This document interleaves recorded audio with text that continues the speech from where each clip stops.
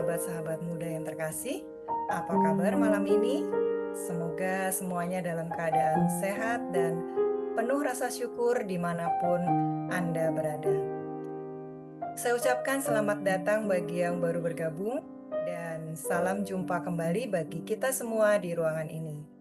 Senang sekali kita bisa kembali berkumpul di ruang kita bersama, Warung Selasa Malam, ruang di mana kita boleh bertumbuh dalam iman, bertemu dengan diri sendiri, dan tentu saja bersama Romo Nano. Malam ini, kita sudah sampai di sesi ke-8 dari seri buku Belajar Berdoa karya James Martin. Dan bab yang akan kita bahas malam ini berjudul Doa Dasar dan Rumusan Doa Lainnya, yang ada di halaman 147 sampai 163. Semoga Bapak Ibu sudah memiliki bukunya ya, dan juga sudah membacanya. Jika belum memiliki, nanti di akhir acara kami akan menginformasikan kembali cara membeli buku ini. Bapak Ibu dan rekan muda, bagi kita, terutama kita umat Katolik, pasti sudah akrab dengan doa-doa dasar dan rumusan doa baku. Kita sering dan bahkan hafal banget dengan doa Bapa Kami, Salam Maria, Aku Percaya. Bahkan ada teman saya yang hafal doa novena 3 Salam Maria. Dan banyak doa-doa lain yang bisa dijumpai di banyak buku. Salah satunya puji syukur tentunya. Tapi di sisi lain, kita juga sering diingatkan supaya berdoa dengan kata-kata kita sendiri. Nah, mana ya yang lebih benar? Atau mana yang lebih baik? Malam ini, Romo Nano akan menuntun kita untuk memahami lebih dalam melalui uraian dari James Martin di bab 8 ini. Buku ini bagus banget karena mengajak kita semua untuk terus berdoa dan jangan takut memulai. Buku ini ditulis James Martin agar kita tidak lagi menghindari berdoa dengan alasan tidak bisa berdoa. James Martin di bab pendahuluan mengingatkan kita, doa bukanlah tujuan akhir. Tuhanlah tujuan akhir kita. Dan tujuan dari berdoa adalah memperdalam relasi kita dengan Tuhan. Bagus ya? Baiklah, segera saja kita dengar Romo Nano mempertajam penjelasan James Martin bagi kita. Namun sebelum kita mulai dengan doa pembuka, saya akan mengingatkan kembali beberapa tata tertib agar webinar kita dapat berjalan dengan lancar. Bapak Ibu, teman-teman silakan merename menggunakan nama asli atau nama sebenarnya agar Romo Nano dapat mengenali dan menyapa Anda secara personal.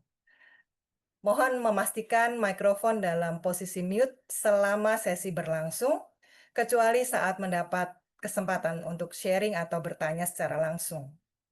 Dan untuk pertanyaan atau refleksi singkat, bisa langsung dituliskan di kolom chat. Tulisan yang tidak sempat dibacakan akan ditanggapi oleh Romo Nano di WA Group. Sekarang, mari kita siapkan hati. Kita hadir 100%.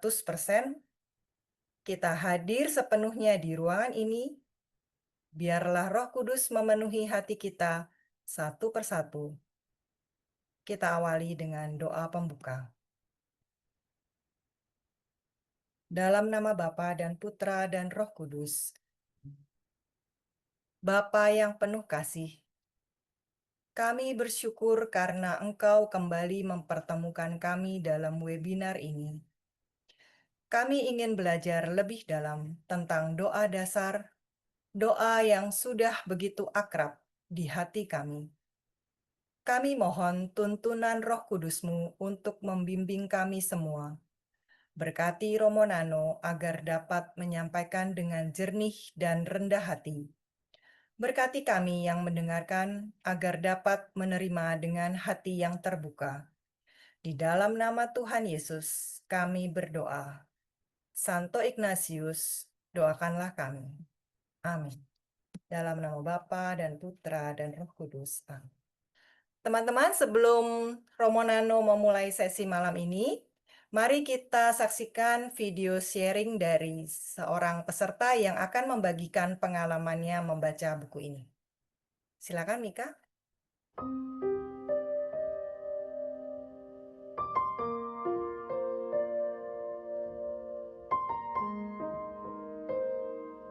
Ibu Bapak, saya Esther Manggun.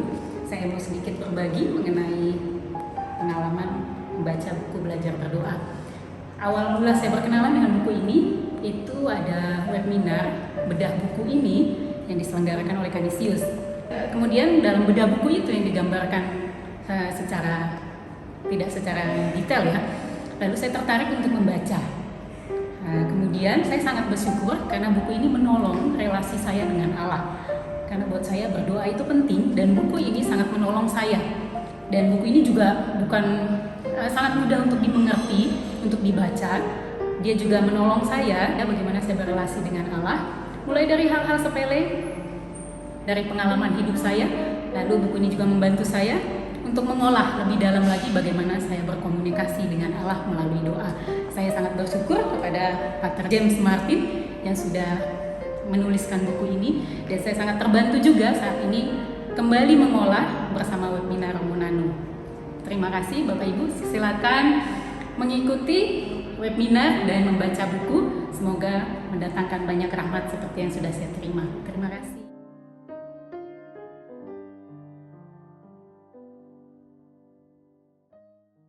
Terima kasih, Esther. Luar biasa. Romo Nano sudah hadir bersama kita. Selamat malam, Romo. Selamat malam, Anita. Apa kabar? Baik, keren banget nih Esther sudah mengantar, Iya, mengiming-imingi untuk membaca buku, Romo. iya, betul. Iya, silakan Romo, kami sudah siap. Baik, para peserta warung Selasa malam yang saya hormati, yang saya sayangi. Pertama-tama saya mau mengingatkan Anda semua bahwa hari ini kita merayakan dua santo besar, Santo Cyprianus dan Santo Cornelius. Karena itu, siapa saja yang hadir dalam warung Selasa malam ini yang bernama baptis Cyprianus atau Cipriani atau Cipriana atau Cornelius atau Corneliana, Cornelia, Cornelita. Selamat merayakan nama pelindung Anda dan semoga Anda yang bernaung di bawah nama Santo Ciprianus dan Santo Cornelius diberi rahmat yang berlimpah lewat dua santo ini. Dua santo ini terkenal sebagai martir, jadi orang yang sungguh-sungguh berani. Karena beriman pada Tuhan Yesus Kristus sedemikian kuat, maka penderitaan, kesulitan, apapun di depannya bisa dilampaui karena relasi yang kuat dengan Allah. Maka dalam hal ini, sungguh kita bisa belajar dari Santo Ciprianus dan Santo Cornelius untuk belajar berdoa supaya kita pun punya relasi yang kuat dengan Allah. Teman-teman, tadi Esther, Anita sudah mengingatkan kita semua bahwa sungguh sangat penting membaca bukunya. Secara khusus malam hari ini membaca bab 8. Bab 8 menurut saya bab yang tidak sulit untuk dipahami. Dan saya sendiri mengalami kalau membaca bab 8, maka mungkin teks doa yang kita bacakan sama, atau rumusan doa yang kita daraskan itu sama. Bapa Kami, Salam Maria, atau doa-doa dasar yang lain.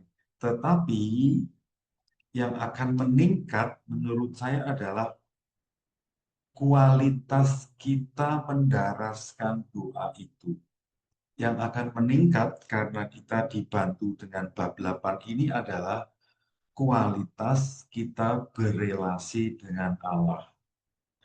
Bukan soal doa saya dikabulkan atau tidak, tetapi menurut saya yang jauh lebih penting adalah cara saya membangun, menjaga, mengembangkan relasi dengan Allah. Ini yang jauh lebih penting. Soal dikabulkan atau tidak itu menjadi salah satu bagian dari berelasi, berkomunikasi. Kemudian, saya juga sudah menjawab, memberi tanggapan pada pertanyaan atau cerita yang Anda tulis di webinar minggu lalu, bab 7. Maka, selalu ada di WA Group webinar Selasa malam ini, tanggapan-tanggapan saya, yang menurut saya menarik untuk diperhatikan karena pertanyaan-pertanyaan yang muncul kemungkinan besar adalah pertanyaan-pertanyaan kita semua. Semoga jawaban-jawaban yang saya buat, tanggapan-tanggapan yang saya berikan itu menambah wawasan, inspirasi, informasi bagi teman-teman semua. Maka jangan pernah lupa untuk cek di WA Group Warung Selasa malam ini. Kita memasuki bab 8 dengan judul doa dasar dan rumusan doa lainnya. Teman-teman, Anda sedang melihat gambar seseorang yang berdoa Salam Maria, tapi menggunakan bahasa Latin. Dan Salam Maria itu adalah salah satu contoh konkret doa dasar. Jadi, doa dasar yang dimaksud oleh James Martin adalah sudah baku tertulis. Dan doa-doa ini paling akrab. Bapa kami, Salam Maria, doa Angelus, doa atau Malaikat Tuhan, doa apalagi ya, doa malam mungkin gitu. Ada beberapa doa-doa yang sudah kita hafal, kita akrab. Karena doa-doa itu kita pelajari sejak kita kecil. Sehingga dalam aneka macam situasi, doa itu yang muncul. Nah, ini yang dimaksud dengan doa dasar.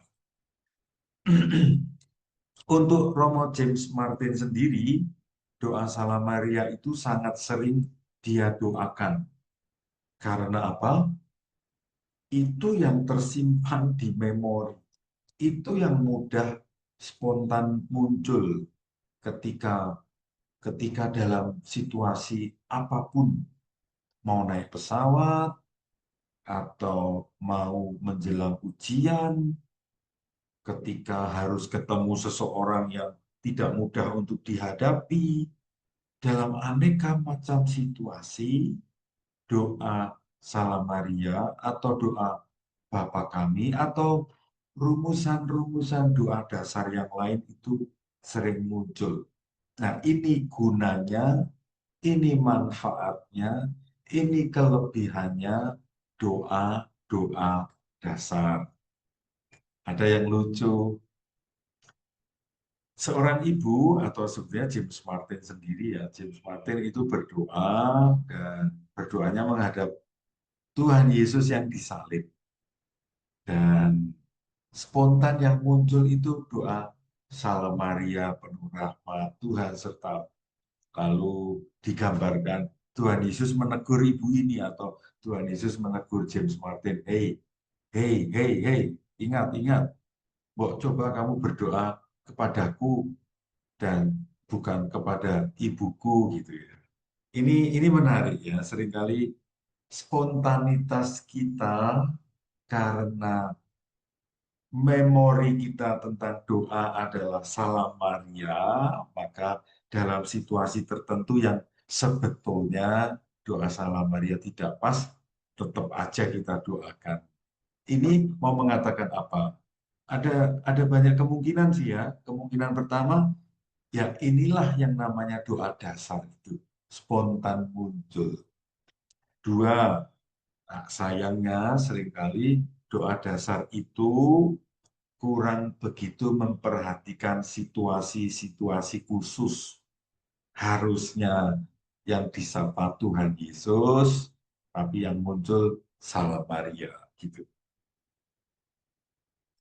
Maka dari situ kita mulai dibantu oleh James Martin untuk menyadari yang sering terjadi dalam diri kita, yaitu ada dua hal. Satu, mendaraskan doa dasar.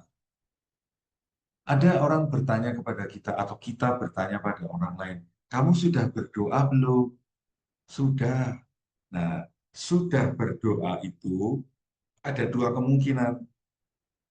Kemungkinan pertama, berdoa dalam arti mendaraskan doa-doa dasar. Pagi, siang, sore, malam. Ada rumusan-rumusan doa yang memang sudah sering kita doakan. Ini kemungkinan pertama. Kemungkinan kedua, doa dasar atau pertanyaan, kamu sudah berdoa belum? Itu maksudnya mengacu pada pertanyaan, kamu sudah berbicara, berkomunikasi, mengungkapkan dirimu dengan kata-katamu sendiri atau tidak gitu. Teman-teman, gambar ini dan tulisan ini menjadi sangat penting karena kita dibantu paling tidak mulai menyadari dua hal yang berbeda. Mendaraskan doa dasar dan mengungkapkan hati, pikiran, keinginan, situasi dengan kata-kata kita sendiri. Saya merasa buku belajar berdoa memberi porsi yang banyak, lebih dari cukup, khususnya di bagian berbicara dengan Tuhan dengan kata-katamu sendiri. Maka saya tidak akan pernah bosan untuk mengajak Anda semua baca bukunya. Doa dasar, misalnya doa-doa yang ada kan beberapa buku berisi kumpulan doa-doa kepada Santa Maria, kepada Santa Angela, kepada Santo Ignatius, Santo Yudas Tadeus. Ada macam-macam buku yang berisi doa-doa yang tinggal kita baca.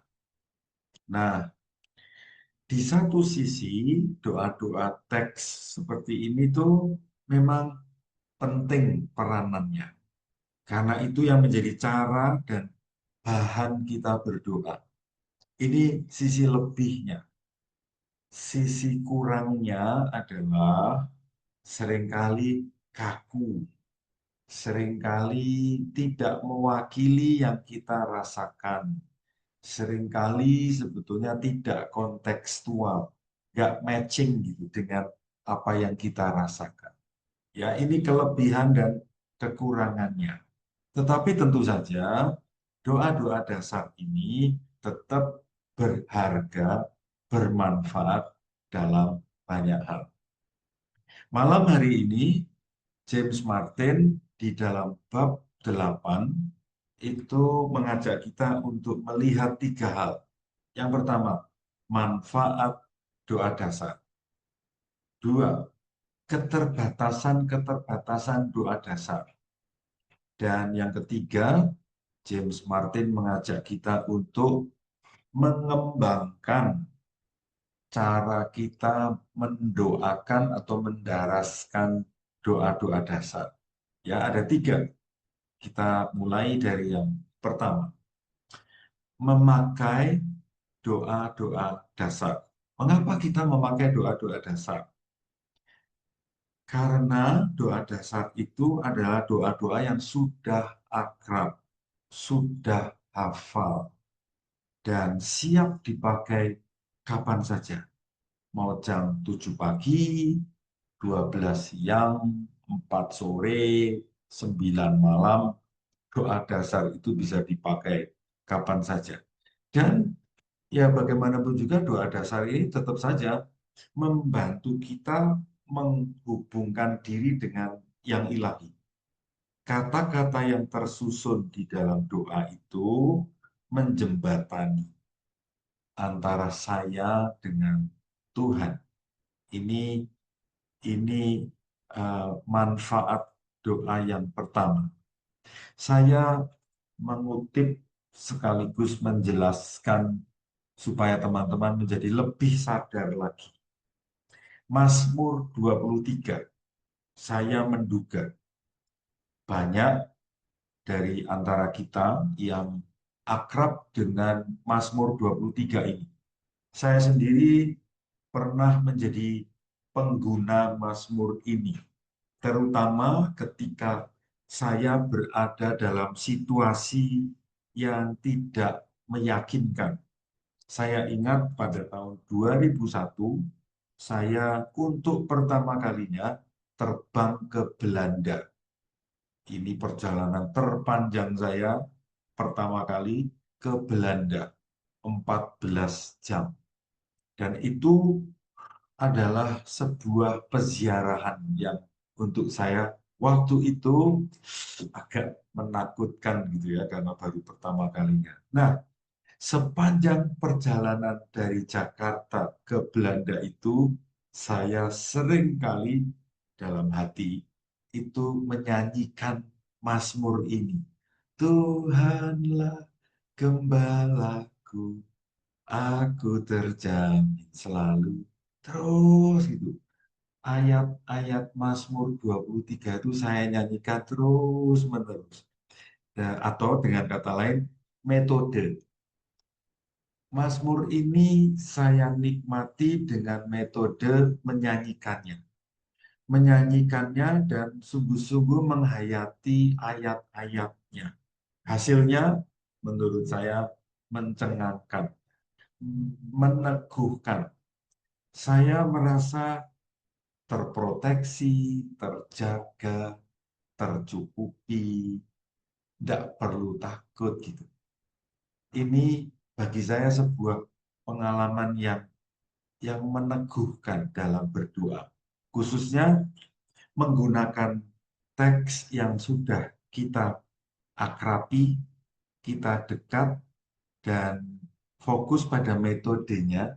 Waktu itu saya memakai metodenya menyanyikan dalam hati, penuh penjiwaan, hasilnya untuk saya luar biasa. Dan dalam situasi-situasi yang kurang lebih sama ya, perjalanan panjang atau berada dalam situasi tidak pasti, membayangkan di depan itu gelap, tidak ada jaminan, tidak ada kepastian, ayat-ayat Mazmur 23 itu favorit saya untuk saya nyanyikan. Ada versi bahasa Indonesia, ada versi lagu bahasa Inggris. Saya menyarankan teman-teman pun memanfaatkan Mazmur ini untuk membangun rasa percaya diri, untuk membangun rasa terproteksi oleh Tuhan Allah sendiri. Jadi ini manfaat doa dasar kalau metodenya pas, kalau caranya itu tepat, manfaatnya dahsyat. James Martin mengutip kata-kata dari Romo Charles Healy, SY, yang memberi komentar terhadap kegunaan, faedah, manfaat dari doa-doa dasar atau rumusan-rumusan baku yang lain. Doa yang telah sangat teresapi atau doa-doa yang sudah kita hafal luar kepala dan sudah saya cecap internalisasi sedemikian dalam, itu menopang hidupku sehingga membuat doa itu sangat dimungkinkan dalam segala situasi. Jam-jam yang ada di gambar itu jam-jam yang yang apa ya, menjadi lembek gitu, itu mau mengatakan kapanpun, tidak terbatas jam, kapanpun. Yang kedua, manfaat doa dasar atau rumusan-rumusan doa-doa lain yang sudah kita hafal itu ya kan, yaitu doa-doa dasar kita itu punya sejarahnya, dan biasanya doa-doa dasar ini diciptakan, dirangkai, disusun, dibuat oleh guru-guru rohani. Dan guru-guru rohani ini merumuskan doa-doanya dalam situasi-situasi tertentu sehingga melahirkan doa itu. Maka kita layak bersyukur, teman-teman, karena Gereja Katolik tercinta memiliki banyak sekali guru-guru rohani. Setiap ordo, setiap kongregasi mempunyai guru rohani yang banyak sekali. Santo Fransiskus, Santo Benediktus, Santo Ignatius, Santo Paulus, Santo Petrus, semua santo, semua santa mewariskan kepada kita doa-doa yang bagus-bagus ya. Sebagai sebuah contoh yang sudah sangat terkenal, kita semua tahu, teman-teman, doa Bapa kami itu diciptakan oleh Yesus pada masa hidupnya. Murid-muridnya minta Tuhan Yesus sebagai guru rohani. Guru, ajari kami berdoa. Lalu Yesus mengajarkan doa yang kita kenali sebagai Bapa kami. Menurut kita semua, karena doa ini yang menciptakan adalah Yesus sendiri, maka sebetulnya nih, kalau kita berbicara tentang hierarki urutan doa Bapa kami itu mestinya ada di top level, karena yang mengajarkan Yesus sendiri. Maka sebetulnya kalau kita mendoakan doa Bapa kami dengan benar, catatannya adalah dengan benar, kita menyatukan dengan siapa yang ngajari doa ini, yaitu Yesus sendiri. Teman-teman, nanti saya akan berbagi bagaimana pengalaman saya mendoakan doa Bapa kami. Dan kalau metodenya benar, itu kita bisa mendapatkan banyak sekali rahmat yang istimewa. Saya mengutip doa yang dibuat oleh salah satu guru rohani yang dikutip oleh James Martin dalam bab 8. Guru rohani ini bernama Thomas Merton. Thomas Merton ini seorang rahib dari ordo bernama OCSO, OXO. Di Indonesia ini ada di Jawa Tengah, di daerah Temanggung, lebih tepatnya Rawaseneng. Ini kelompok yang rahib OXO laki-laki. Ada rahib OXO perempuan. Itu ada juga di Jawa Tengah, di sebuah tempat agak terpencil di daerah Boyolali, dekat Salatiga. Di sana ada biara OXO untuk perempuan. Thomas Merton, menurut saya, menciptakan sebuah doa pada waktu dia mengalami sesuatu. Dan sesuatu itu nampaknya tidak begitu positif ya. Nuansanya agak kebingungan, ketakutan, ketidakjelasan, ketidakpastian ya. Nuansanya itu. Mari kita lihat doa yang diciptakan oleh Thomas Merton.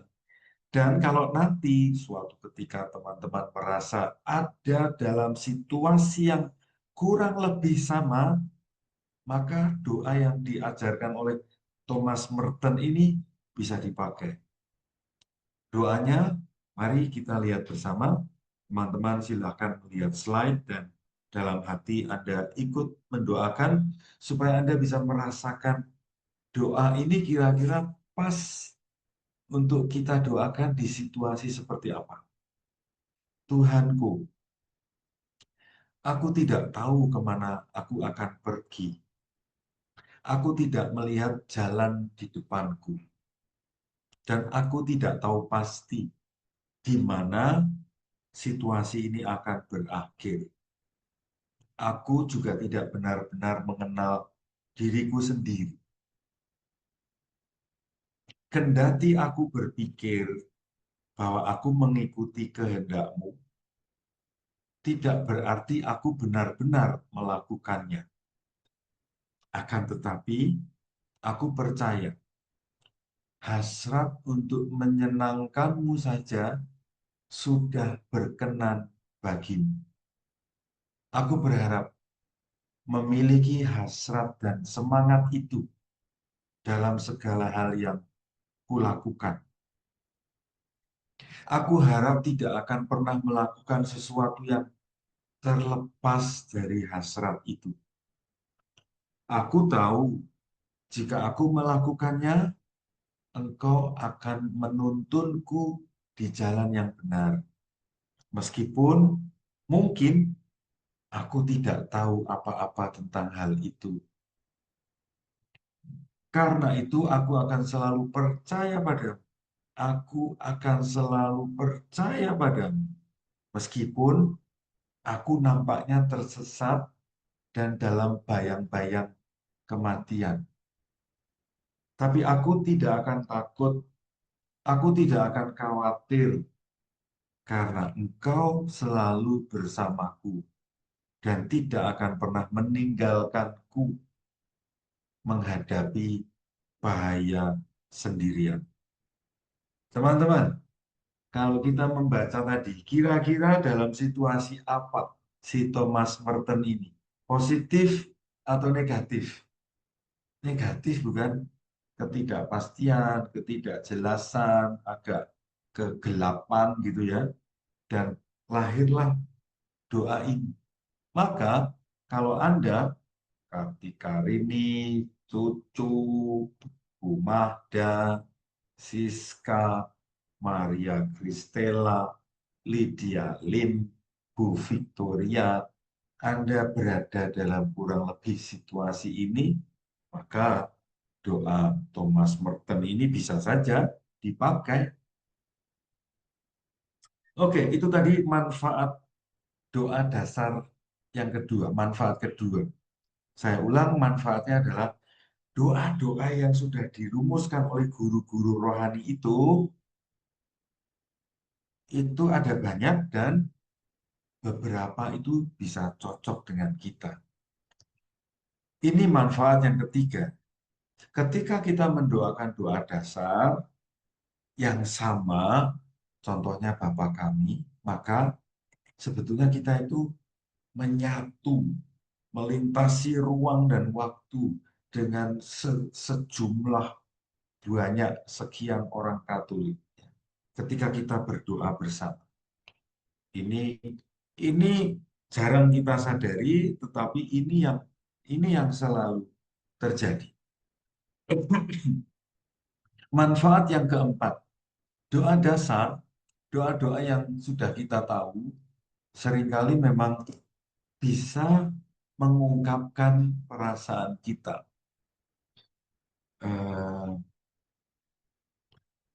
Doa Salam Maria, kembali kepada doa Salam Maria. Nah, ini yang perlu kita sadari, ya, teman-teman sekalian. Butin, Yen Yen, Sieni, Marta, Martin, Rudi, kita sering berdoa Salam Maria, atau novena Salam Maria, atau rosario, atau berziarah ke Gua Maria dimanapun ya. Kita sering berdoa kepada Bunda Maria.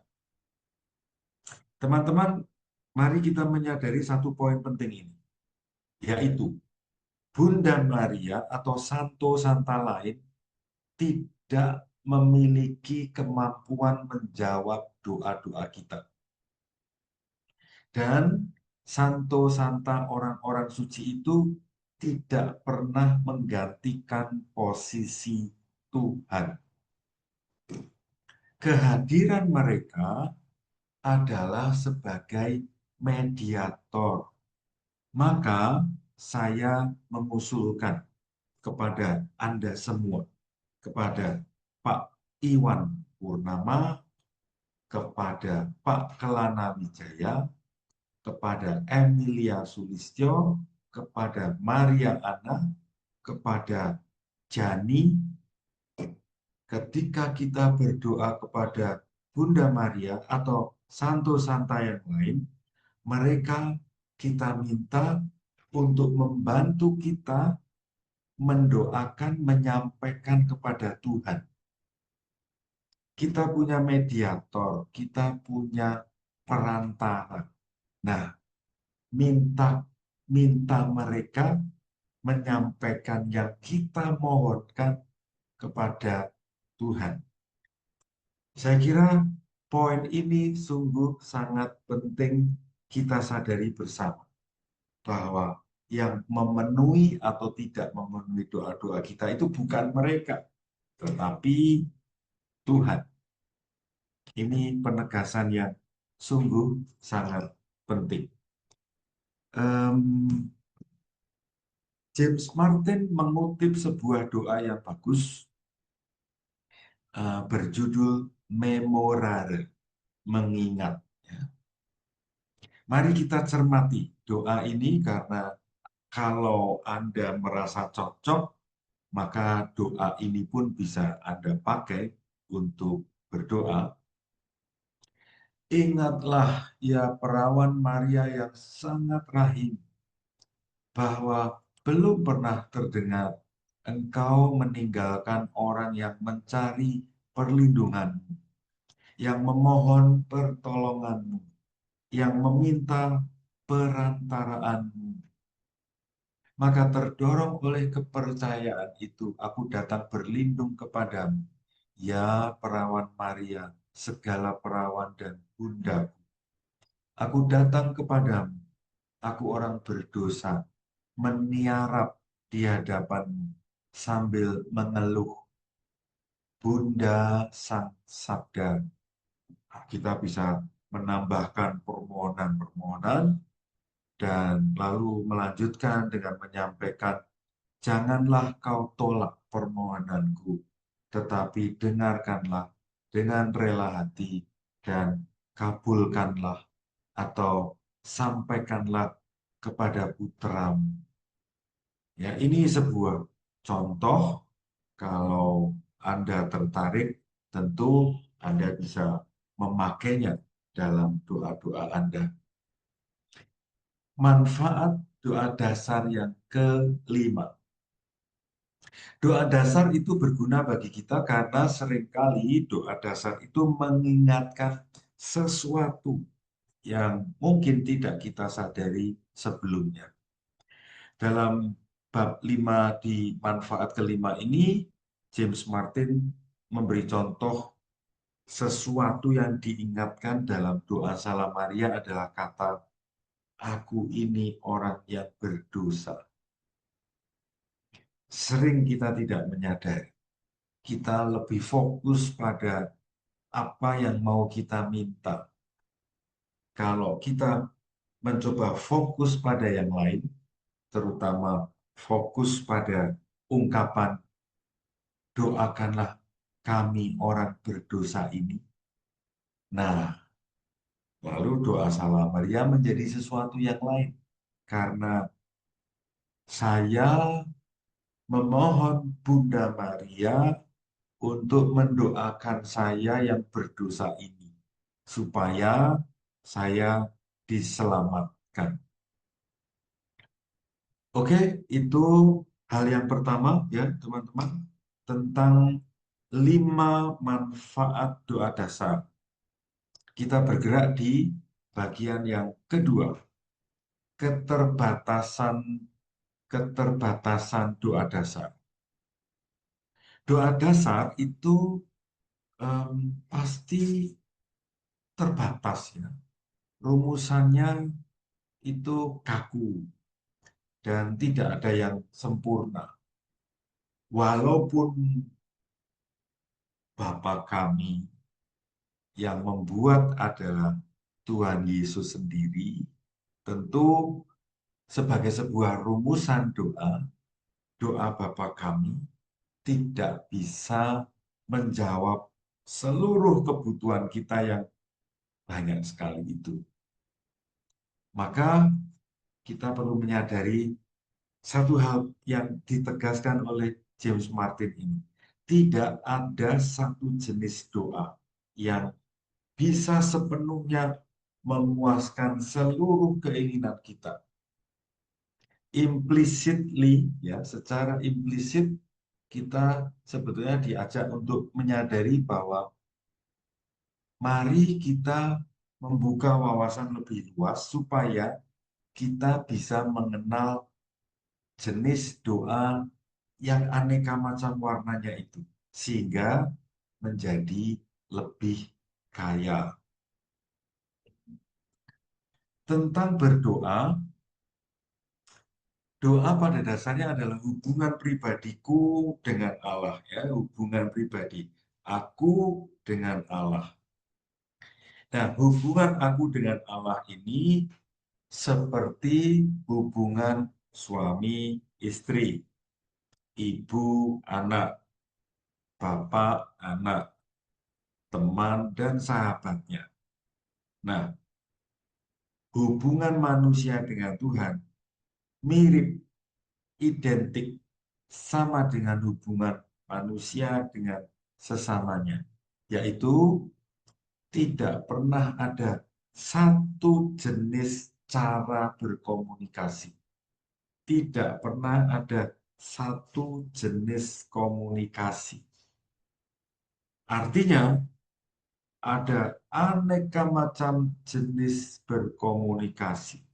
Maka, kesimpulannya adalah kalau relasiku dengan Tuhan, kalau relasiku dengan sesama ingin berkembang, ya aku mesti berlatih, belajar, mengembangkan aneka macam jenis komunikasi, bukan?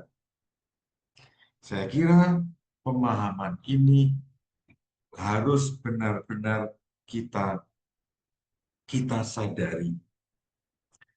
Tadi kita sudah mengetahui keterbatasan doa dasar.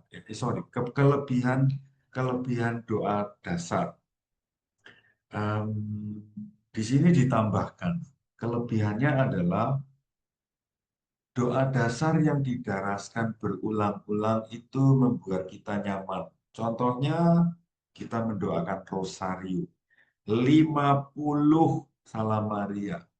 Itu seperti mantra, diulang-ulang terus. Pengulangan yang repetitif itu menghasilkan ketenangan, kenyamanan. Manfaat doa dasar yang lain, memasok kata-kata yang dibutuhkan. Kita bingung, kalimatnya apa ya? Nah, kalau sudah ada contekannya, kita menjadi lebih mudah. Tapi keterbatasannya adalah seringkali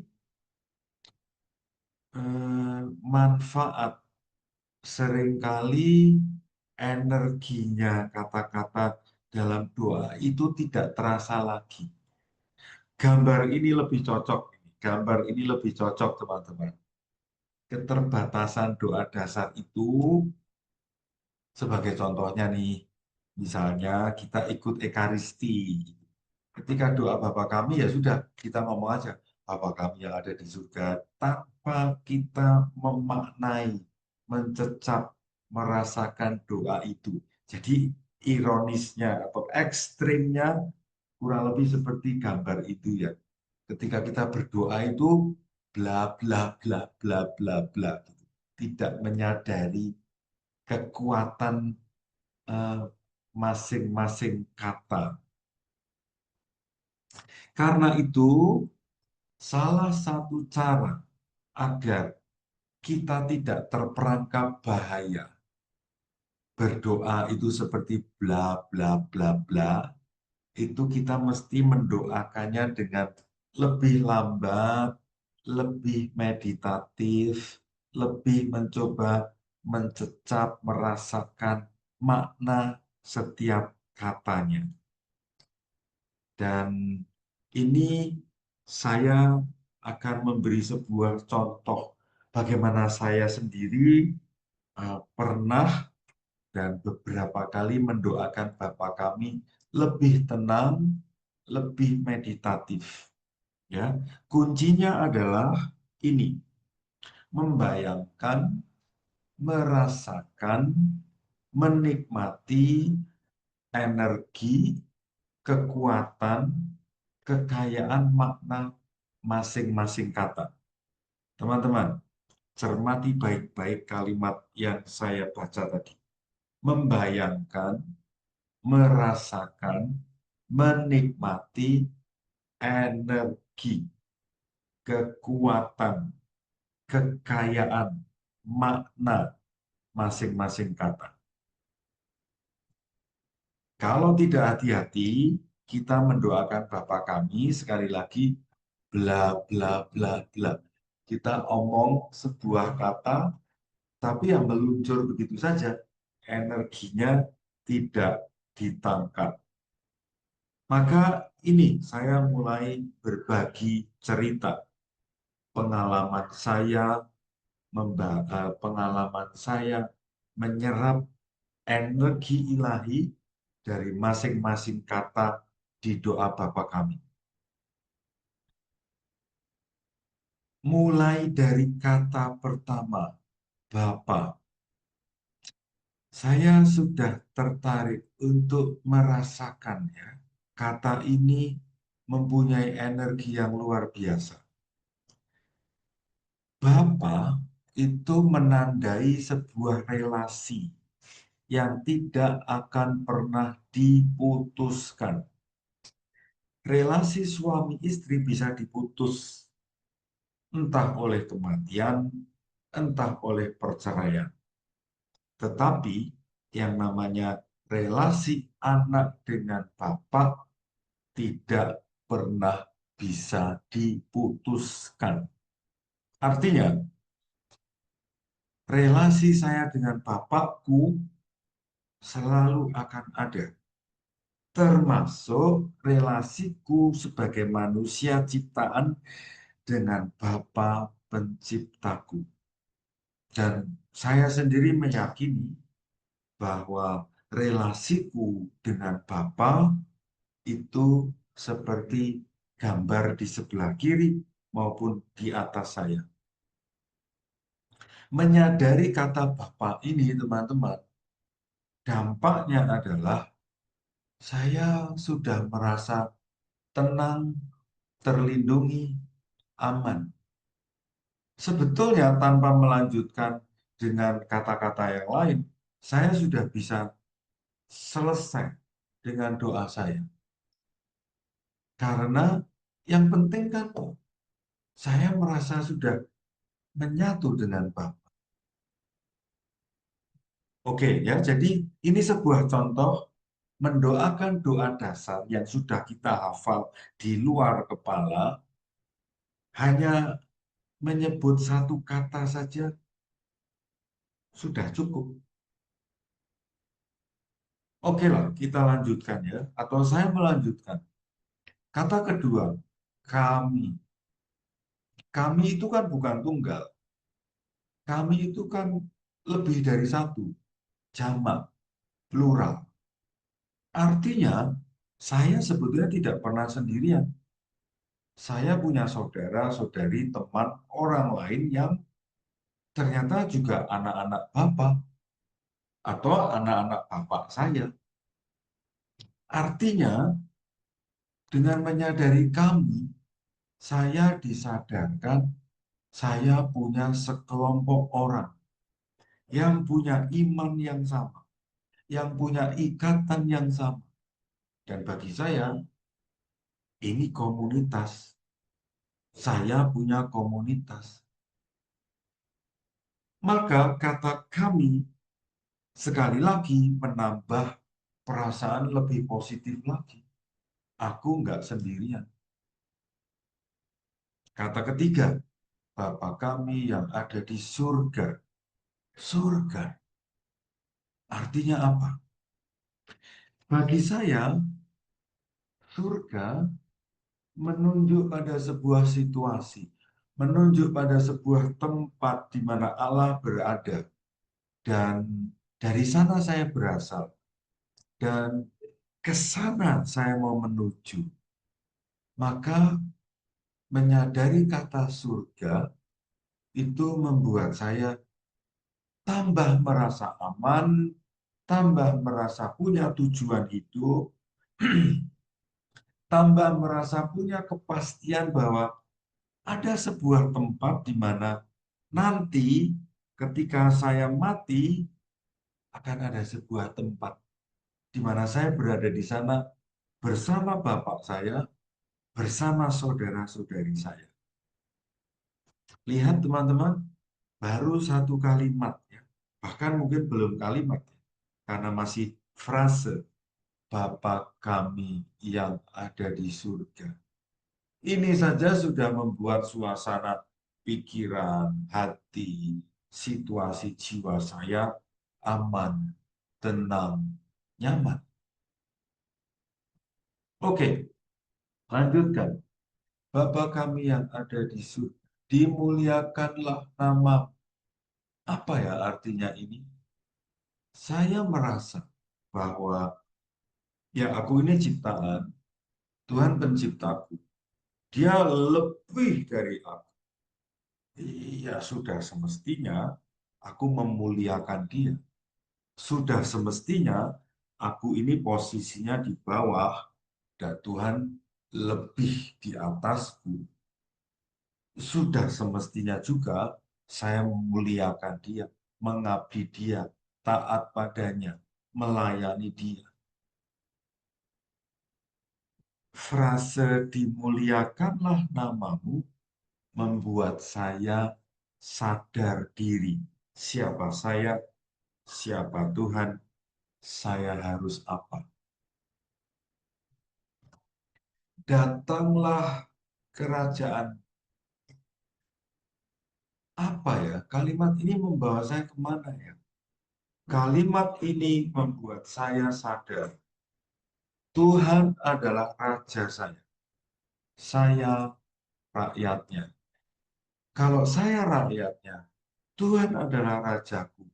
Aku sangat amat yakin percaya.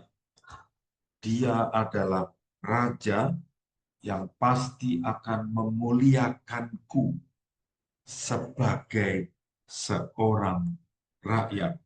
Aku percaya, bahkan aku percaya bahwa aku akan dibuat nyaman, aman, tenang, tidak akan pernah celaka.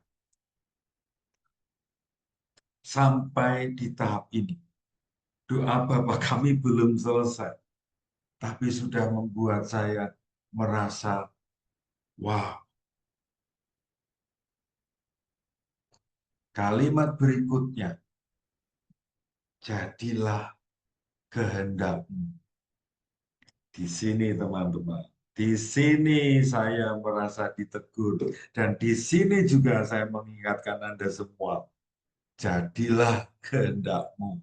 Kita ini para pemaksa Tuhan, kita ini tukang gedor-gedor pintu Tuhan, memaksa Tuhan memenuhi keinginan saya. Ingat kalimat ini, jadilah kehendakmu. Teman-teman, kita sering hanya fokus pada my plan, my wish, my desire, my need. Kita terus mengemis-ngemis Tuhan memenuhi kita, untuk mendapatkan satu bunga. Dan kita sedih sekali karena tidak diberi satu bunga ini. Padahal seringkali Tuhan menyediakan satu ikat bunga. Bukan hanya satu tangkai, seikat, artinya banyak tangkai bunga.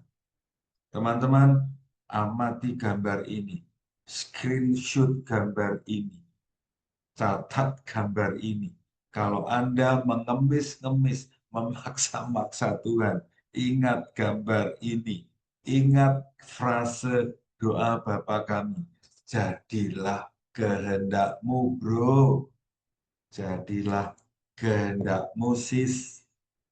Not my plan, not my wish, but your plan, your wish. Mengapa? Mengapa kehendak Tuhan yang sebaiknya terjadi? Ingat, Dia Raja kita. Ingat bahwa kita ini ciptaannya. Dan Dia sebagai pencipta, Dia sebagai Raja, pasti sudah merancang sesuatu yang jauh lebih baik ketimbang yang kita minta. Di atas bumi seperti di dalam surga. Kita percaya, saya yakin semua percaya bahwa yang terjadi di surga itu pasti baik, pasti positif. Dan kita berharap itu terjadi di dunia kita. Tetapi tentu saja yang terjadi di surga kan pasti kehendak Tuhan. Dan kalau kita ingin itu terjadi, maka ya dalam hidup kita ya terjadilah kehendak Tuhan. Maka kalau kehendak saya, keinginanku tidak terpenuhi, jangan melo, jangan baper, jangan mager. Karena yang terjadi adalah kehendak Sang Raja, Sang Pencipta hidup kita. Frase ini memang tidak sangat atau tidak cocok sama sekali dengan Anda, karena saya punya asumsi Anda semua yang ikut dalam webinar ini warung samalam ini tidak pernah kekurangan makanan, persediaan beras, persediaan roti, pasti di kulkas Anda itu banyak makanan, maka Anda tidak pernah kekurangan rezeki. Saya percaya itu. Tetapi kita mesti sadar bahwa semua rezeki adalah dari Tuhan. Ini adalah gambar yang menurut saya sangat luar biasa. Seorang janda di kota Sarfat, ada dalam buku tentang Nabi Elia. Jadi Nabi Elia mengungsi karena dikejar-kejar oleh seorang raja yang mau membunuhnya. Lalu Nabi Elia ini sampailah di sebuah kota Sarfat. Dan dia dalam keadaan kelaparan, hampir mati karena kelaparan. Dan dia bertemu dengan seorang janda yang mempunyai satu anak. Dan janda ini tinggal punya persediaan tepung, sekali masak habis mati. Dia punya setetes minyak yang kalau dibuat untuk membuat roti sekali jadi selesai, tidak punya apa-apa lagi, mati. Nabi Elia meminta kepada janda ini untuk memberinya dia makan. Dan akhirnya si janda itu membuatkan roti dan memberikan roti itu kepada Elia. Dan Nabi Elia sebagai nabi memohonkan rezeki kepada Tuhan dan akhirnya si janda ini mendapatkan tepung lebih dari cukup, minyak lebih dari cukup sehingga hidupnya terus berlanjut. Teman-teman, kalimat ini mungkin tidak relevan bagi Anda semua, tetapi bagaimanapun juga tetaplah relevan. Akan lebih baik kalau nantinya dimodifikasi.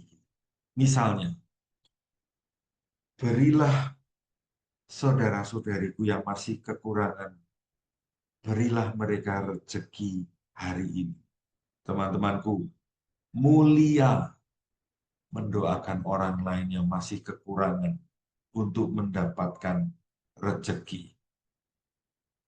Nah, ini lebih eksistensial, fundamental, krusial, penting untuk kita tentang pengampunan. Siapa di antara kita yang tidak melakukan kesalahan? Siapa di antara kita yang tidak melakukan kedosaan? Masing-masing dari kita melakukan kedosaan, kesalahan, pelanggaran, kekeliruan. Dan kita tahu dari kisah-kisah kitab suci, kita tahu dalam Ekaristi selalu mengalirlah pengampunan dari Tuhan. Dan permohonan dalam satu frase Bapa kami, ampunilah kesalahan kami. Dan Tuhan memberikan pengampunan itu. Seperti seorang perempuan yang dikisahkan tertangkap berbuat zina dan nyaris dihukum mati oleh orang-orang itu ya. Tetapi diampuni oleh Yesus. Teman-temanku, menyadari bahwa aku diampuni itu penting. Karena kalau aku mengalami diampuni, itu membuat aku mampu mengampuni orang yang bersalah kepadaku. Jadi, kalau saya tidak mengalami pengampunan dari yang ilahi, kayaknya agak susah mengalami pengampunan, khususnya mengampuni orang lain. Maka teman-teman, siapa saja yang hadir dalam webinar malam hari ini, ketika Anda masih mengalami sebuah kesulitan mengampuni orang-orang tertentu yang amat sangat menyebalkan,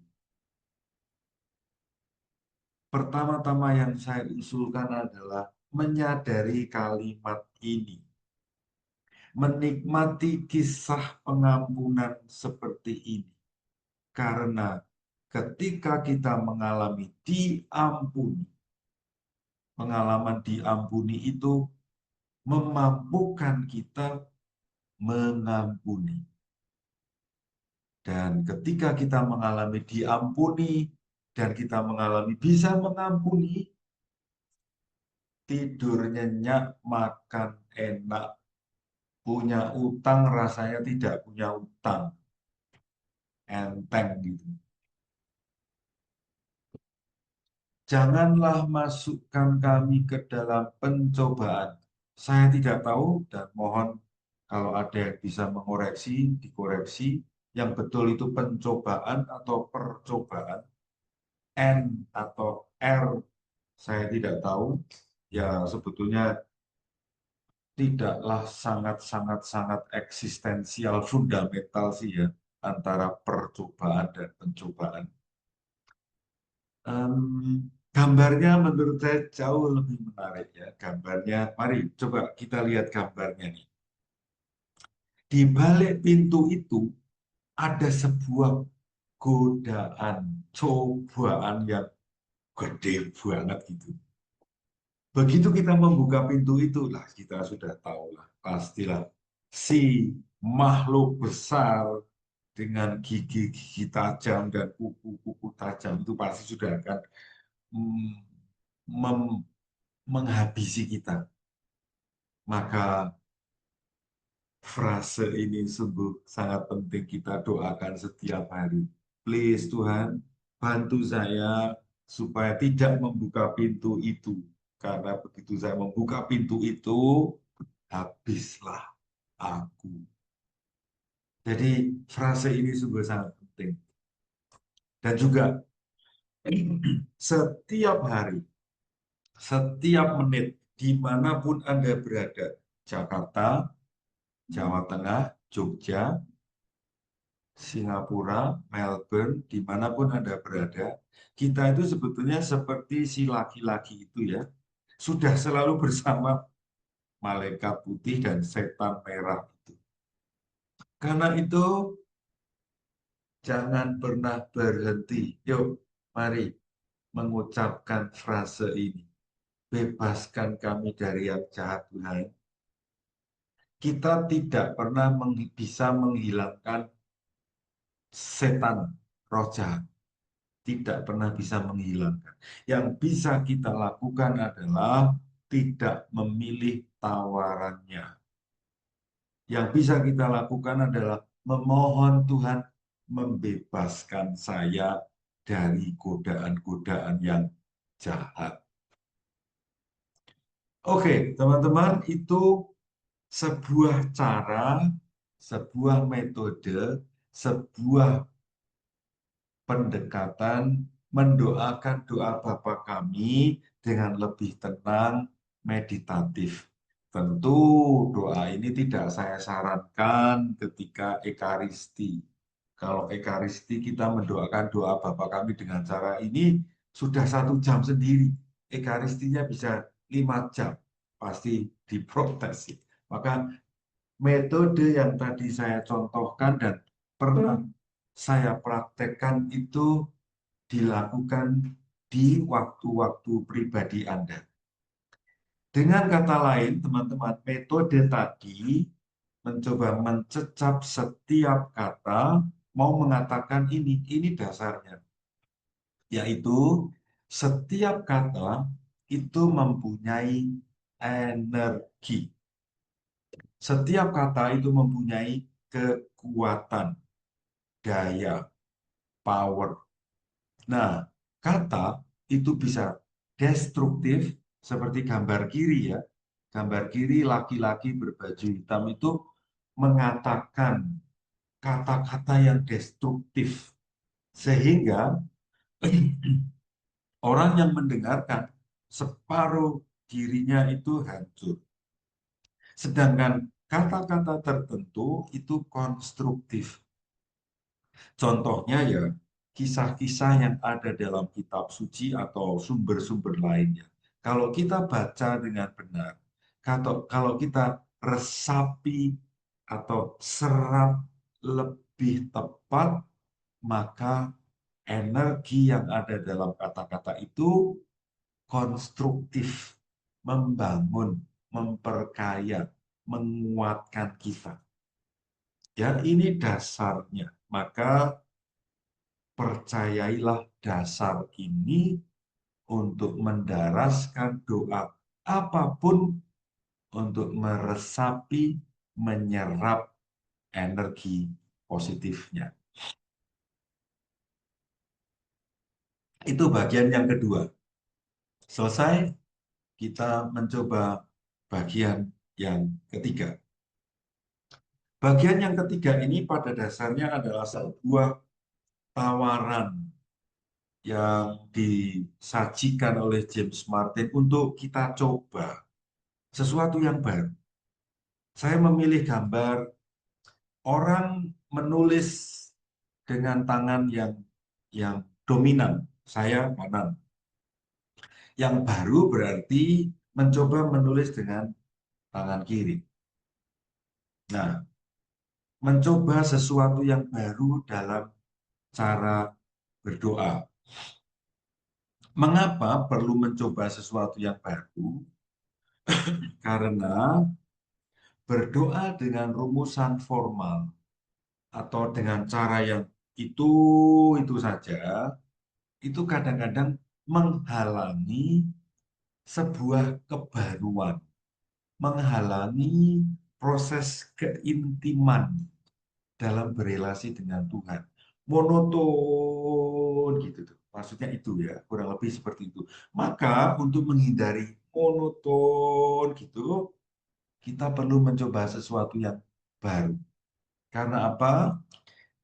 Karena rumusan yang formal atau cara yang gitu-gitu saja gitu tuh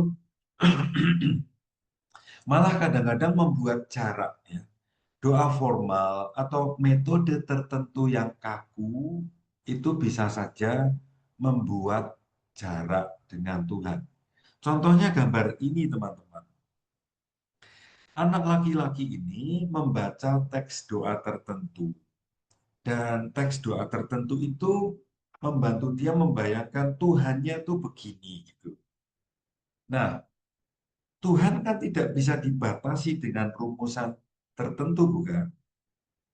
Bisa jadi Tuhan itu sudah muncul dalam bentuk yang lain yang ada di gambar sebelah sana itu.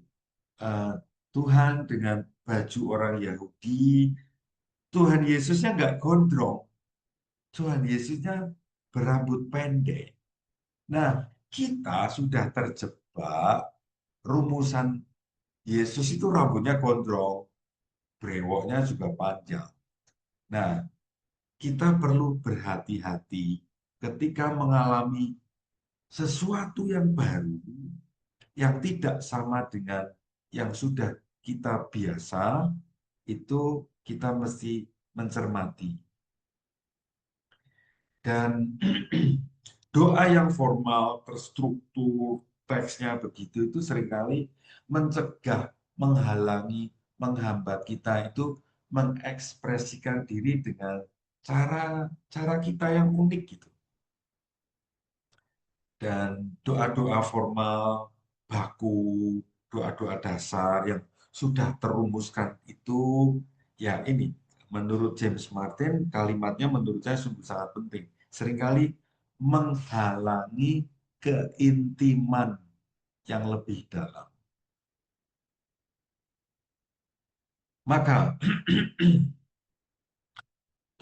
James Martin mengajak kita untuk mencoba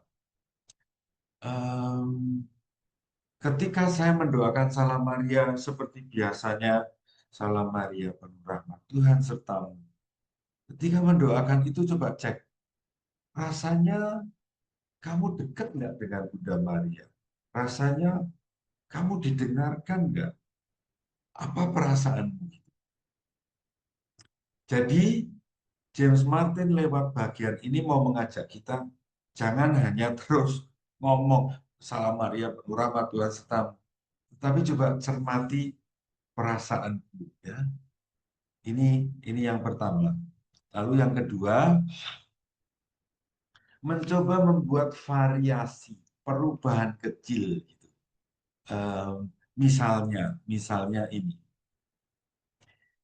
Doa Salam Maria penuh rahmat Tuhan sertamu, terpujilah kau di antara wanita dan terpujilah buah tubuh Yesus. Santa Maria Bunda Allah, doakanlah kami yang berdosa ini. Nah, di bagian ini bisa diganti dengan misalnya ibuku sedang sakit gitu, atau ibuku sedang butuh sebuah doa khusus. Maka doakanlah ibuku Bunda Maria sekarang dan waktu nanti dia mati. Teman-teman, ini sebuah terobosan sederhana, tetapi sebetulnya bisa membuat variasi suasana doa menjadi lebih menyenangkan. Ya, merubah sedikit rumusan doa. Kita diundang untuk lebih kreatif gitu. Yang ketiga, ketika kita berdoa itu kita diajak untuk mengecek mengecek kira-kira gambaran Tuhan yang aku rasakan, yang aku bayangkan itu seperti apa. Ini penting ya teman-teman, mengecek gambaran Tuhan yang aku alami. Mengapa? Karena Tuhan kan tidak bisa dirumuskan hanya satu saja, kan? Tuhan adalah Bapa, titik. Tidak salah, tetapi tidak seluruhnya benar. Karena Tuhan itu bisa muncul dalam bentuk Bapa, Guru, Sahabat, Tuan, Pencipta, macam-macam kan? Gembala, pokok anggur. Gitu. Nah, Dengan kata lain, dengan mengecek gambaran tentang Tuhan seperti apa yang muncul dalam doa-doaku itu untuk membantuku mengembangkan pemahamanku tentang Tuhan.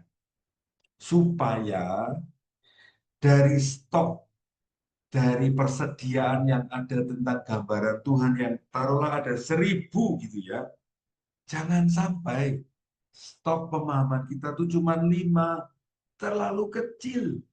Masa stoknya 1.000, kita cuma ngambil 5, ya kan? Yuk, kita luaskan, kita perkaya, kita stretching lebih luas lagi gitu. Supaya apa? Gambaran kita tentang Tuhan makin banyak. Kalau gambaran kita tentang Tuhan makin banyak, ya itu akan mempengaruhi cara kita berdoa, cara kita hidup, cara kita menjalani perjalanan hidup kita ini.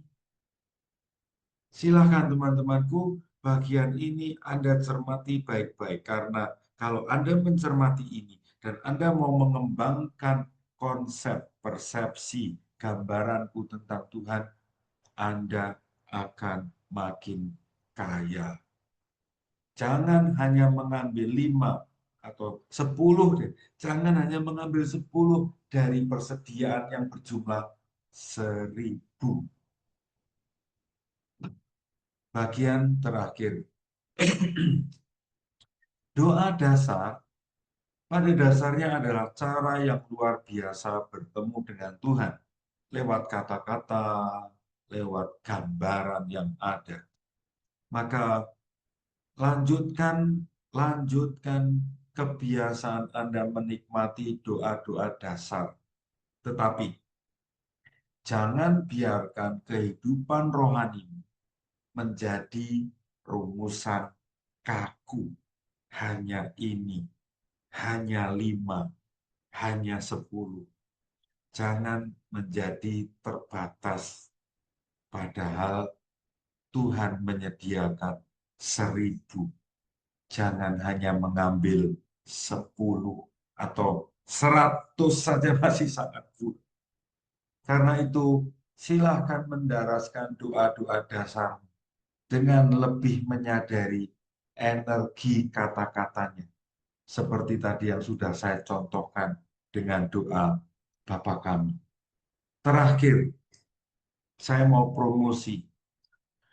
Ini sebuah buklet kumpulan doa-doa yang bagus. Sebagian besar dari Anda sudah punya. Bagi yang sudah punya, lanjutkanlah. Bagi Anda yang belum pernah dan baru tahu, carilah buku-buku ini. Yang sedang aktual adalah Jalan Hati. Ini ada di Tokopedia atau penjual online lainnya ya. Jalan Hati. Doa-doa dan latihan rohani. Buklet ini ditulis oleh Romo Sindunapa SY. Bagus-bagus doa-doanya. Maka silakan cari bukunya, dapatkanlah, nikmati doa-doanya. Sedangkan yang lain-lain adalah seri sebelum-sebelumnya. Jadi ini tahunan munculnya. Menghitung embun, mendulang cinta Tuhan, berenang dalam harapan. Teman-temanku, ini hanya sebagian kecil saja. Tentu masih ada banyak stok doa-doa yang berisi rumusan doa-doa yang bagus. Maka siapa saja yang mempunyai kumpulan doa-doa yang bagus, Anda bisa share kepada kita semua sehingga kita bisa saling memperkaya khasanah stok persediaan doa-doa. Demikian teman-teman presentasi yang bisa saya buat. Semoga menginspirasi, semoga bermanfaat, semoga memotivasi Anda berdoa dengan metode yang lebih variatif sehingga kualitas relasimu dengan Tuhan makin berkembang. Demikian sharing dari saya. Mari kita endapkan apa yang ada dan sesudah pengendapan kita akan mencoba tanya jawab atau mendengar cerita dari beberapa teman. Terima kasih banyak.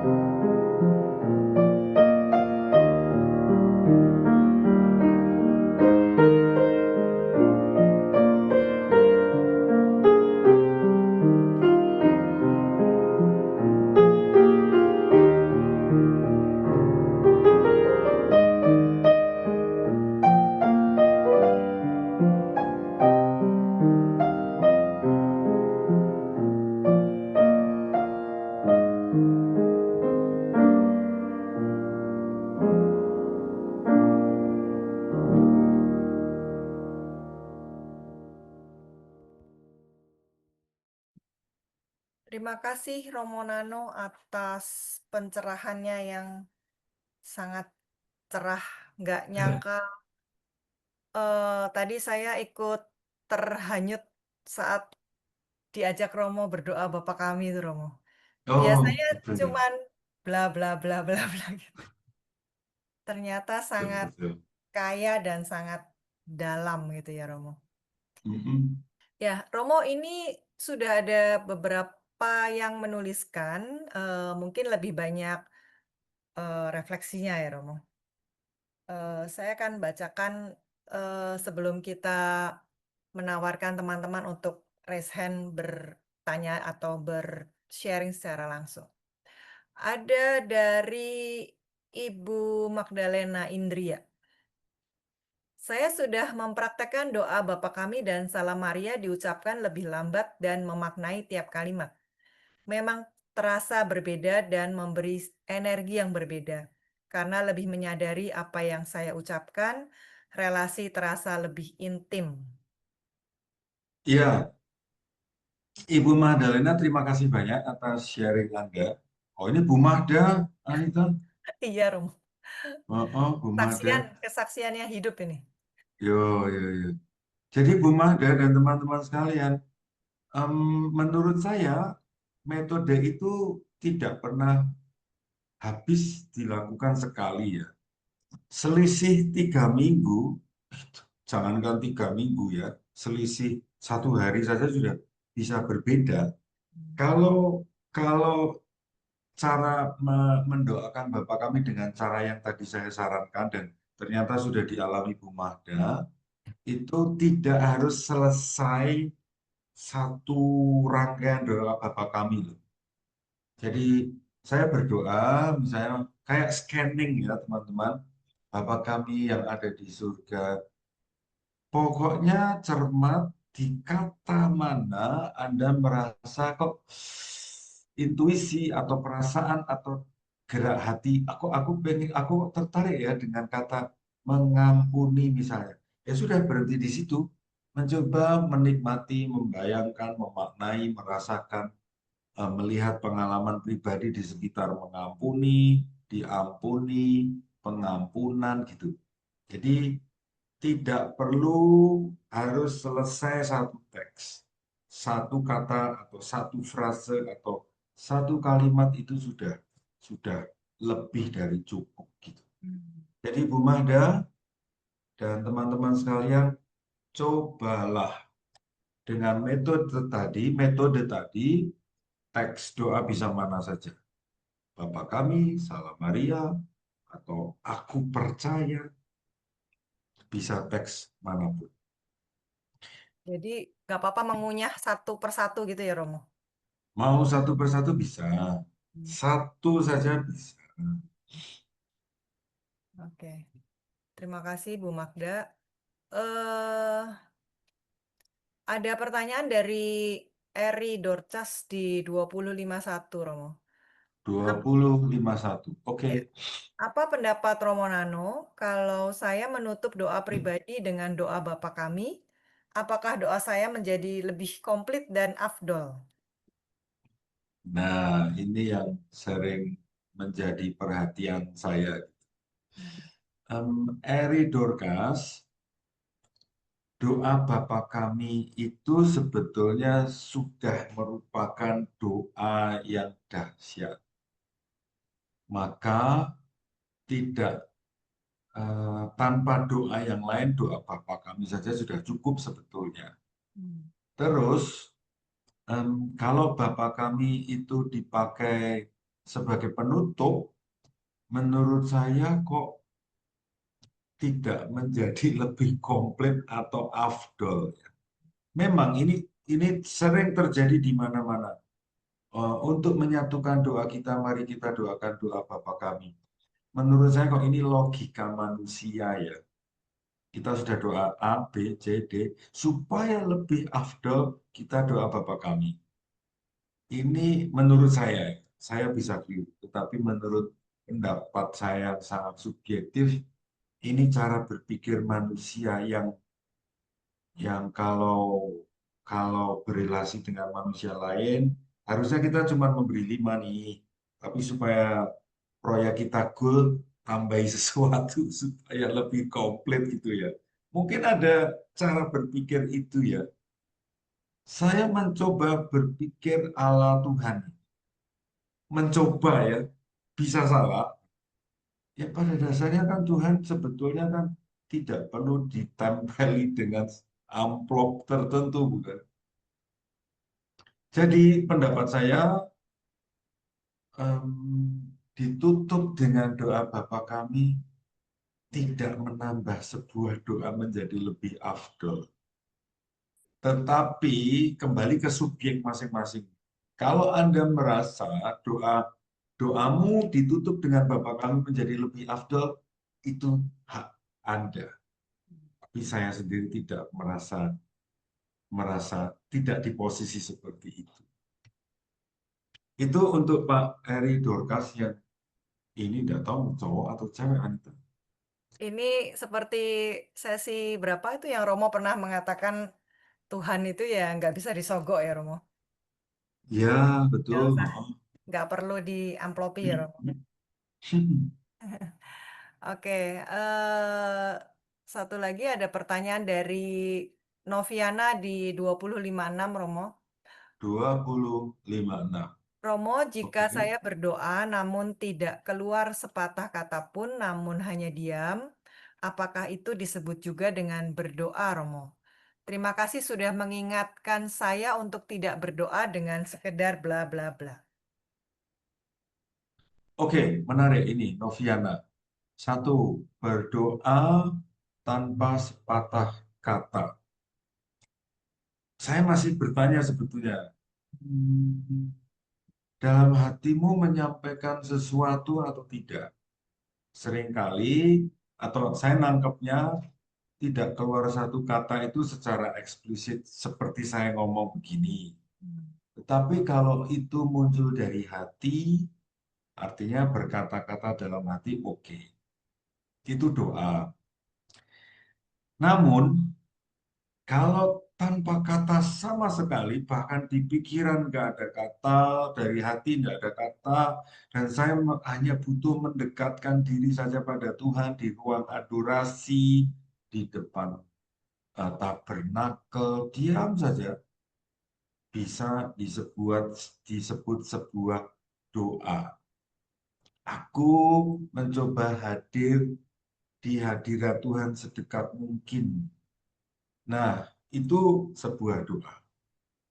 Mirip dengan misalnya saya dalam kondisi takut, kalut, insecure, tidak aman gitu. Lalu saya mengunjungi rumah ayah ibu saya dan saya berada di dekat mereka tanpa saya cerita kekalutan saya. Saya hanya di rumah mereka, ditanya, mau saya buatkan teh?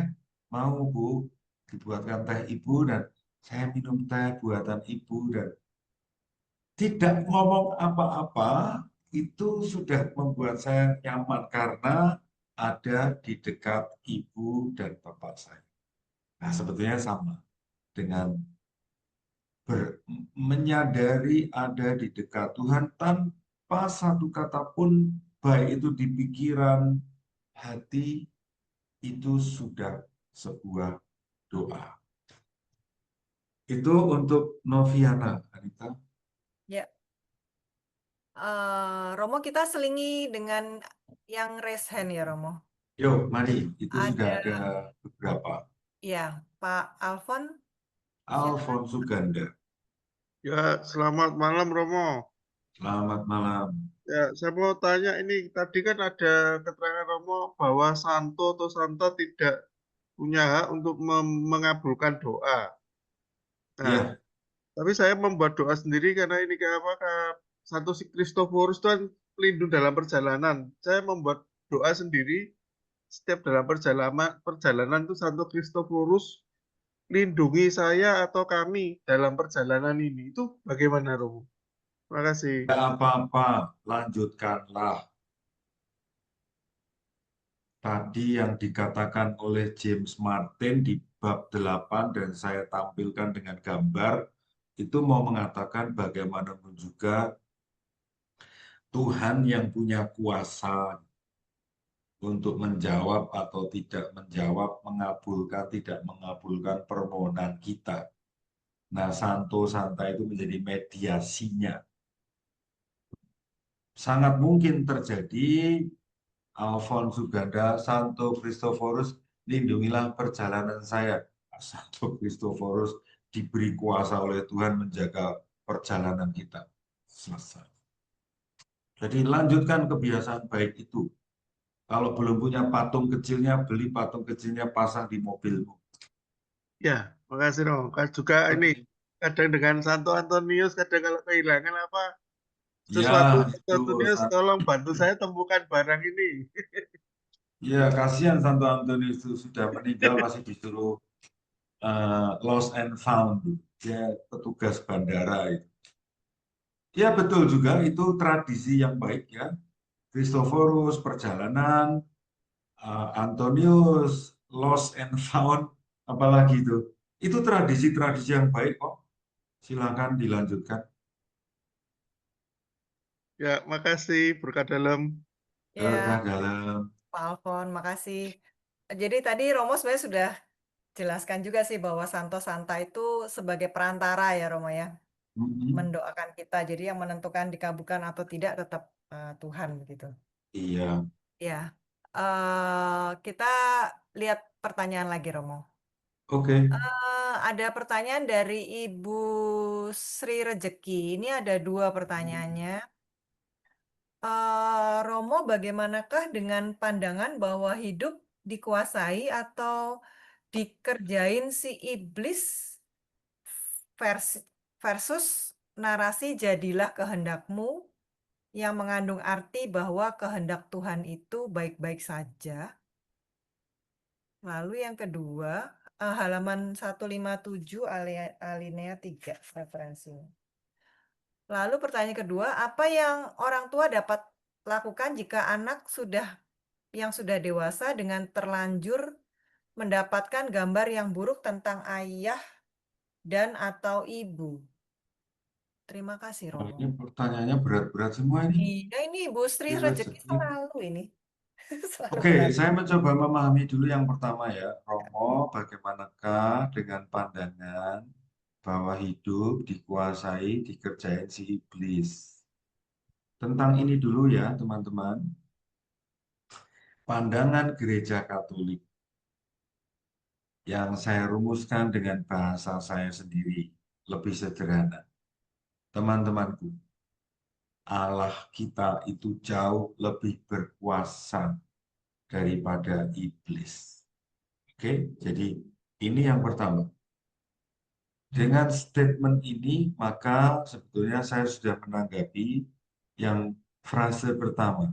Hidup dikuasai, dikerjain oleh si iblis. Saya justru membalik itu. Gereja Katolik mengajarkan kepada kita Allah lebih besar daripada iblis. Ingat janji baptis kita yang diperbarui di masa Paskah itu. Isinya kan mau kita diajak menyadari bahwa kuasa Allah jauh lebih besar daripada kuasa iblis. Nah, itu tanggapan saya tentang kalimat yang pertama. Lalu narasi jadilah kehendakmu itu didasari oleh iman bahwa Tuhan yang maha kuasa, maha baik, pasti memberikan kepada saya, kita, hal-hal yang baik. Saya jadi teringat apa yang ditulis dikatakan oleh Tuhan Yesus. Kamu yang Bapak penuh kedosaan saja nggak akan memberikan kalajengking ketika anakmu minta roti, bukan? Apalagi Allah Bapa. Jadi tanggapan saya untuk nomor satu saya simpulkan Mari kita kembali pada iman dasar gereja Katolik kita yang tercinta. Allah jauh lebih berkuasa dari kuasa jahat. Nah, kalau ada orang yang hidupnya penuh dikuasai roh jahat, menurut saya, orang ini membiarkan dibawa ke situ. Tidak berarti Allah kalah dengan kuasa jahat. Maka dalam hal ini betapa pentingnya kemampuan kebiasaan berdoa. Maka dengan ini betapa pentingnya Ekaristi harian. Maka dengan ini betapa pentingnya pengakuan dosa. Itu ya, itu senjata-senjata yang ditawarkan free oleh gereja kita. Manfaatkan. Saya kok percaya ya teman-teman, orang-orang yang tidak pernah mengakses sakramen-sakramen, fasilitas-fasilitas rohani yang disediakan oleh gereja, tidak pernah memanfaatkan itu, ya sebetulnya dia menjauhkan diri dari sumber energi positif. Nggak heran kalau ya dalam hal ini tulisannya dikatakan dikuasai, dikerjain iblis. Itu tanggapan saya untuk yang pertama. Tanggapan kedua, setiap kali saya mendengar ini rasanya terlalu panjang.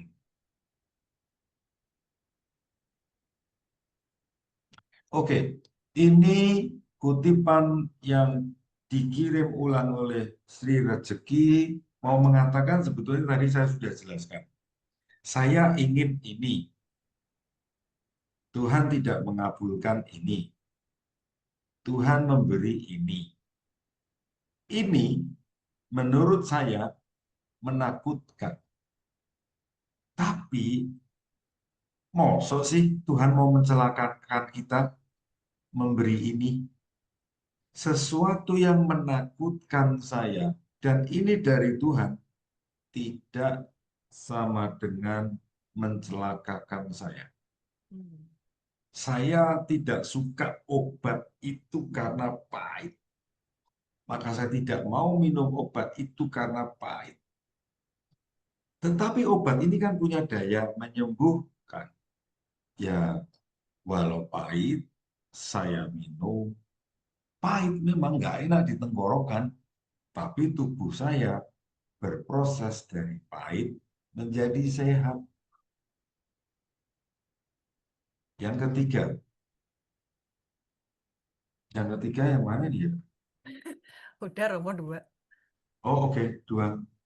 Semoga mencukupi jawaban saya untuk Sri Rezeki. Terima kasih selalu aktif bertanya. Jangan lupa minum obat Romo. Batuk-batuk. Ya Romo, ini ada satu dari Pak Selamat Raharjo 2104 di bawah Ibu Sri. Oke.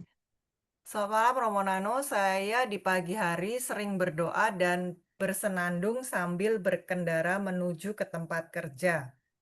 Saya menikmatinya. Namun dalam kondisi buru-buru karena ada rapat dan hampir telat misalnya, saya sering berdoa dasar dengan agak cepat. Seperti tidak saya nikmati, namun saya merasa perlu berdoa itu. Seperti tanda salib, Bapa Kami, Salam Maria, Kemuliaan, lalu tanda salib lagi. Ada rasa tak nyaman, terasa tidak komplit dan seperti berhutang jika tak mendoakan itu. Apakah doa yang buru-buru seperti itu justru berdosa? Dan apa yang harus saya lakukan? Mas Slamet Raharjo, Anda buru-buru itu tidak dosa. Tapi Anda itu hanya melakukan ritual tanpa penghayatan. Anda melakukan formalitas tanpa memaknai.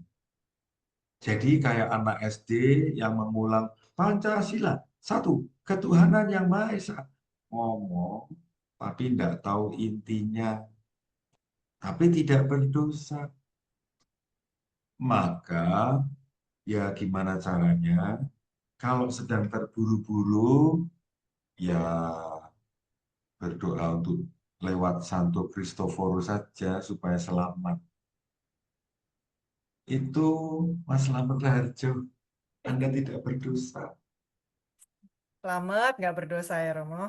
Wes selamat Raharjo, wes selamat Raharjo Widodo. Wah, udah tuh Komplit. trilogi keselamatan itu.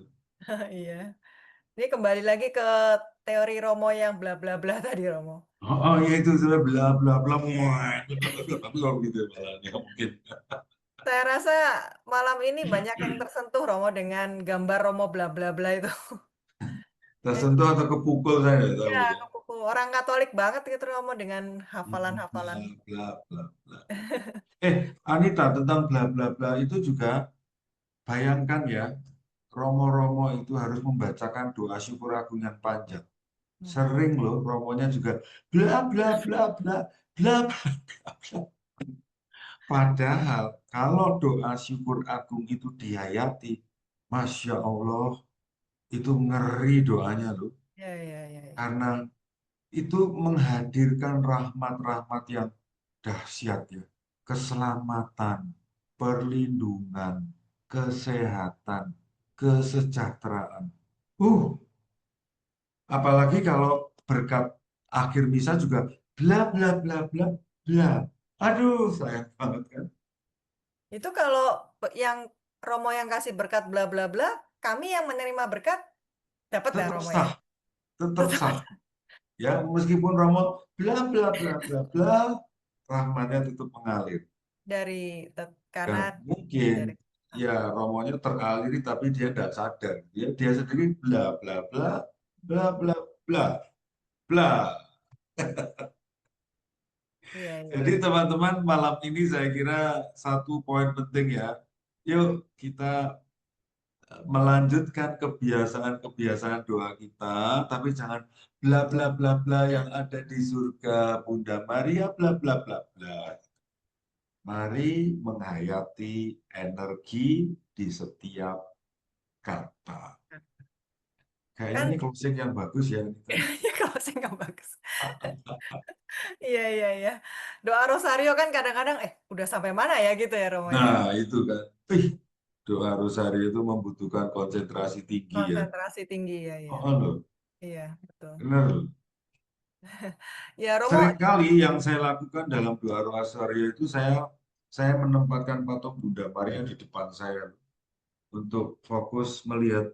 Ya mungkin katanya tidak saya sadari gitu, tapi fokus melihat Bunda Marianya ya. Itu hmm, membantu. membantu fokus ya Romo ya. Untukku, Iya iya. untuk saya membantu fokusnya. Supaya tidak melihat Bunda Marianya. Hmm, hmm. Oke. Karena itu one way kan, salam Maria. Salam Maria. Iya iya iya. Tuhan sertamu loh. Iya iya. Atau di antara wanita dan baru di bagian akhir doakan kami ya pada waktu mati gitu. Iya iya. Wah, ide bagus tuh Romo. Mantap. Iya iya, nah, akan Ya, saya ya, coba. ya. Ya Romo, ini sebenarnya di chat ada banyak sekali, cuman ini sudah 21:19 dan saya lihat Romo juga agak kurang sehat ya Romo ya. Mungkin Ya, nanti Romo bisa melanjutkan diberi PR oleh tim ya Romo untuk menuliskan jawaban. dengan senang hati Anita, apapun yang tertulis ditujukan kepada saya akan saya tanggapi dan semoga teman-teman juga bisa belajar dari pertanyaan yang terjawab, sebuah cerita yang tertanggapi. Kita juga bisa belajar dari media itu. Ya, iya sama-sama belajar dari jawaban dan pertanyaan orang lain ya Romo. Ya, betul. Ya, oke. Baik, terima kasih sekali lagi Romo Nano atas pendampingan bagi kami dan pencerahannya malam ini. Terima kasih juga Bapak Ibu dan sahabat-sahabat muda yang sudah hadir dan setia mengikuti seri belajar berdoa ini sampai sesi yang ke-8. Jangan lupa hadir minggu depan, bab 9. Ini tidak kalah menarik. Bab 9 ya, eksamen harian. Oke, mari kita lanjutkan peziarahan kita. Kita terus membaca terus belajar, terus berdoa, tetap ikuti webinar Selasa malam. Semoga hati kita semakin melekat pada Tuhan. Ya, sekarang sebelum kita mengakhiri perjumpaan malam ini, ada pengumuman.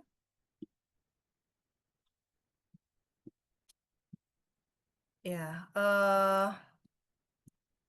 teman-teman yang belum memiliki buku belajar berdoa dapat menghubungi langsung Ibu Ayun di 0822 3747 8080.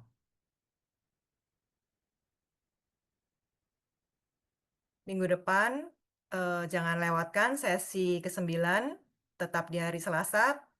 Bab 9 berjudul Eksamen Harian. Ini terdengar sangat Ignasian, tapi nyatanya ini adalah sangat keseharian, sangat dekat dengan kita ya, jadi jangan dilewatkan.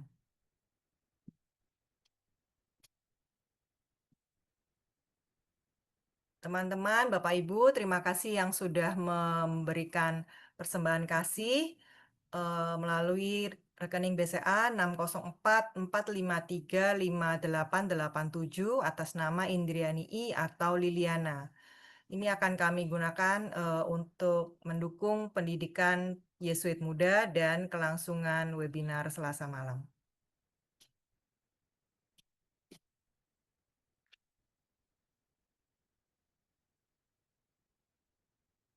Mari kita hening sejenak, kita akan menutup dengan doa penutup dan mohon berkat Tuhan melalui Romo Nano. Dalam nama Bapa dan Putra dan Roh Kudus, amin. Bapa, terima kasih karena kami telah belajar bahwa doa-doa dasar bukanlah doa yang kaku, tetapi jalan untuk semakin dekat denganmu. Terima kasih karena Engkau juga mengingatkan kami agar doa ini bukan hanya menjadi kata-kata di bibir saja, tanpa dihayati maknanya. Kami mohon, bantulah kami supaya setiap doa yang kami daraskan bukan sekadar kata-kata, tetapi menjadi ungkapan iman dan kasih kami kepadamu. Bimbinglah kami agar tidak pernah berhenti pada rumusan yang kaku, melainkan berani untuk berdoa dengan jujur dari hati kami. Doa ini kami panjatkan melalui Kristus, Tuhan dan pengantara kami. Santo Ignatius Loyola, doakanlah kami. Saudara-saudari yang terkasih, teman-teman kita semua, dan orang-orang yang kita sayangi senantiasa dibimbing, diberkati, dilindungi Allah yang Maha Kuasa, dalam nama Bapa dan Putra dan Roh Kudus. Amin. Terima kasih sudah hadir malam ini. Kita bertemu lagi minggu depan, teman-teman. Ya, terima kasih berkatnya Romo. Terima kasih, teman-teman. Terima kasih Romo Nono. Terima kasih Romo Nono. Terima kasih Romo. Terima kasih Romo. Terima kasih Romo. Terima kasih. Terima kasih. Cepat sembuh ya. Terima kasih Romo.